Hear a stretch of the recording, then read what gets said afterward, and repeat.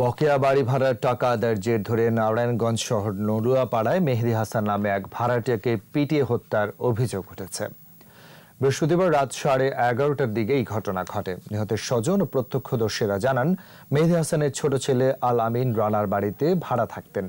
বকেয়া বাড়ি ভাড়ার জন্য আল আমিনকে মারধর করেন। এ সময় তার বাবা মেহেদী বাধা দিলে তাকেও পিটিয়ে গুরুতর আহত করা হয়। পরে তাকে নারায়ণগঞ্জ জেনারেল হাসপাতালে নিয়ে গেলে কর্তব্যরত চিকিৎসক তাকে মৃত ঘোষণা করেন। পুলিশ জানায়, ঘটনার পর থেকেই বাড়ির মালিক সহ জড়িতরা পলাতক রয়েছে।